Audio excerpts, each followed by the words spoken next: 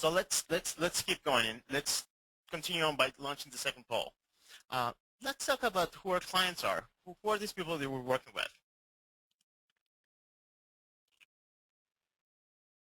So in this poll, what I would like to understand is, of those accounts that you are working with the most, meaning just those top performing accounts you've been doing business with in your programs, how many of them have been around with you for less than a year, meaning brand new business, 2, possibly 1 to 3 years, or 3 years or more, which is a very informal testing and see who are the people that we're working with and who do we rely on the most for the bulk of our business. Everybody's making their selections.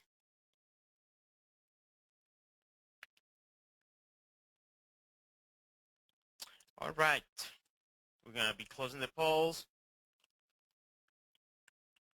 Well, here it is. About only 11% of our top performing accounts is coming from people who are doing business for less than a year, brand new business. Over half of it means business that have been in interaction with us for 1 to 3 years, and about a third of it for 3 or more years. Here's the reason why I asked that question, because I went through the same analysis. Let's take a look at the numbers of one of the JMH's program management clients. I prefer not to say specifically which client it is, but given my current position, I'm pretty sure that you can make an educated guess. Here's a breakdown of the top 10 performing accounts for this corporate learning program. Notice that about 21% have been around with us for less than a year. 23% have been doing business with us or with our program for 1 to 3 years. But over half of it, it's made out of clients that have been working with us in a partnership type relationship with 3 to 5 years. These are true relationships. And the reason why I'm modifying 3 to 5 instead of 3 or more, it's because our program has only been in existence for about 5 years since we came on board. So I don't believe this is going to be a surprise for you based on the results from the poll. But here's what's really interesting. Look, these top accounts alone make up about 77% of the program's total revenue. Is that a coincidence? Not at all. Forming relationships is critical for enterprise success in our industry. And here's the proof. So let's look at the next section. Here we go. I hope you like this little guy over here, because I found this picture and really liked it, and I thought perfect. It's innovative, it's unconventional, it works, and it's a new application for something we already had. Indeed, a new discovery. So how do we go about coming up with these creative ways in which we can benefit our programs? Changing times call for changes in approaches and changes in solutions. Now, more than ever, there's a great opportunity for us to offer a new solution to identify those new challenges and take care of those new needs that our clients are facing. But what's our biggest obstacle here? Identifying what that specific need or that new need is. It all starts, again, with us asking for that opportunity. So let's find a way to offer help. We must insist in wanting to help our clients during these tough times. Once they know our intentions, they'll be open to it, they'll be receptive. But this is going to happen only as long as they don't feel that we're just soliciting business for the heck of it. Getting that opportunity is the biggest challenge. But again, like in reestablishing the relationships before, which we just talked in the prior section, we need to be the ones taking that first step. So go ahead, guys, and ask your clients for that opportunity. Now comes the fun part. How are we going to make this happen? We must be creative. So let's forget about the old stuff and traditional approaches. Let's come up with some irresistible offering that can't be turned down. This is about the discovery itself. Sometimes I'll tell our clients during initial consultations, hey guys, my job is to make your job easier, but this is going to be different. I just lay it out there from the beginning. So how do you feel that your clients would react to that? Will it work for your program? Absolutely. Let's take a look at what's next. Well, we are willing to help in this discovery process it is important that our clients are also willing to help. If we're all alone on this, our efforts would only lead to maybe a mere thank you note at best. So it's critical that we get their buy-in. Score. Our creativity will only be as effective as the potential benefits for our clients. So we have to get that home run. If we can guarantee those results, they'll pretty much love it. They'll love anything you give them, the proposed solutions that you're offering.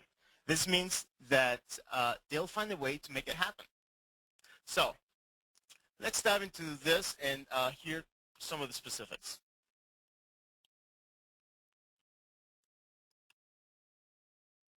What are those specific ways in which we can implement this? Remember, we're talking about having relationships that are already established.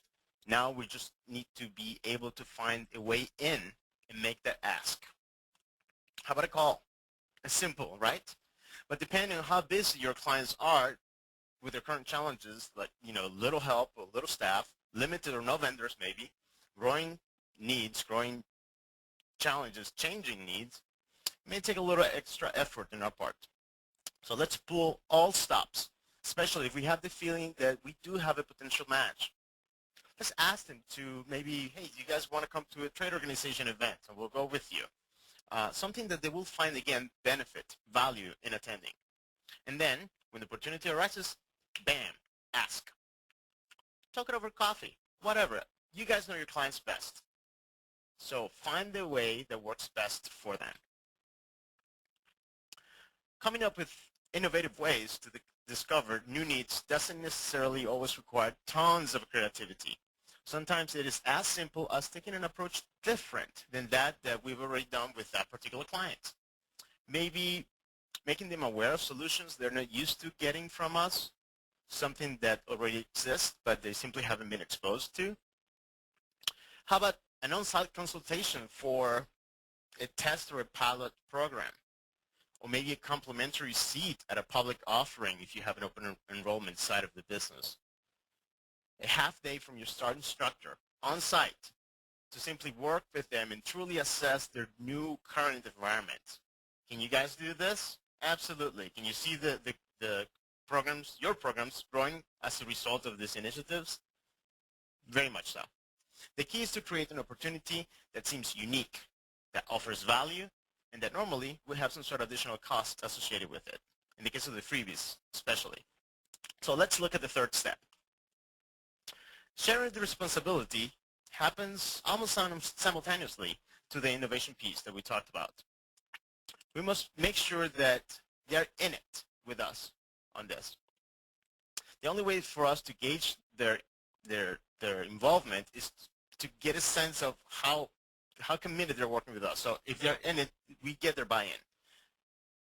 The completion of even a very small task might be a good indicator of whether the client is in it with us or not. If we are carrying all of that responsibility, they're likely just being polite and unable to give us a direct no, which we much rather have. Additionally, by us figuring out a way in which they can have a say in this discovery process, they will have a vested interest in that potential solution. They're the heroes. We're simply helping them. I'm sure you've been in this position before with your clients, so it must be a familiar scenario for you. Lastly, hit a home run. With this approach, there's no room for a so-so solution. After all, after everything you've done, after all your involvement in the involvement of your client, we must honor that vote of confidence they're giving us. So we got to give them a big win. When a proposed solution is on target, you have effectively presented your value proposition. The risks have been minimized, and the customer's collaboration has been key. When this is the case, money shows up. Money simply appears. It's never about the money. Companies will find a way to make things happen when a true sense of partnership is achieved and the value of your solutions become must-haves for those clients. Are you seeing how this now starts to build in a model of success with your existing clients? And all along, all we're doing is improving the world around us, like we said. So remember, hit a home run. Hope you like that picture.